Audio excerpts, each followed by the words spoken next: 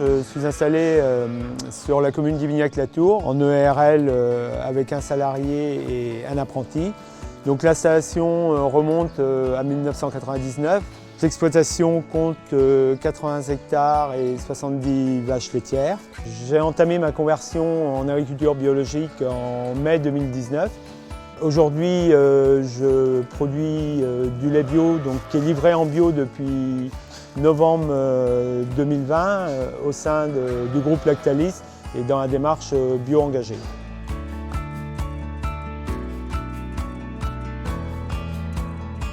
Alors, je me suis engagé dans une réduction des gaz à effet de serre sur mon exploitation parce que c'est en quelque sorte une suite logique de ma conversion bio.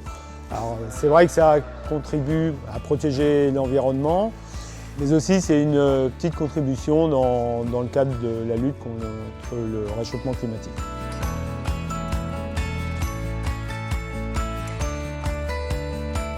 Dans le cadre d'un groupe d'échange avec la Chambre régionale d'agriculture, on nous a proposé la possibilité de faire un bilan carbone sur nos exploitations. Et donc, à la suite de ce bilan carbone, et étant en pleine mutation, moi sur la mienne, on a eu la possibilité de continuer en s'engageant avec l'association France Carbone Agri.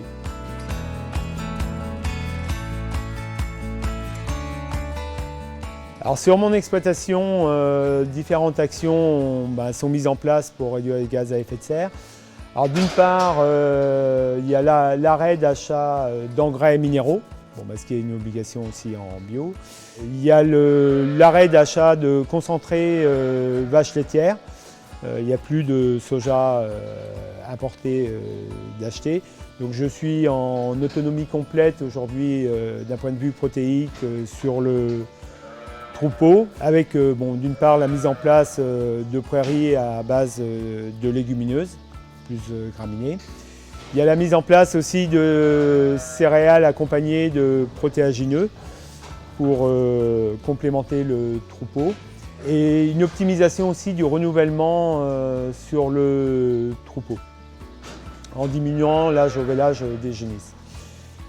Après, sur un autre levier, c'est le fait de stocker le carbone dans le sol.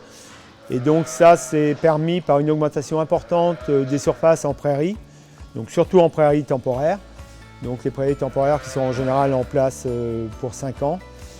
Et sur une partie des prairies temporaires existantes, sur une zone humide de mon exploitation, je les passe en prairies permanentes, donc qui ne seront pas retournées et donc qui permettent de stocker encore plus de carbone. La dernière action mise en place, c'est la plantation de haies bocagères qui, d'une part, servent aux troupeaux en cas de forte chaleur à l'avenir, du moins pour créer de l'ombre, et permettent de stocker du carbone et le regarnissage des anciennes haies.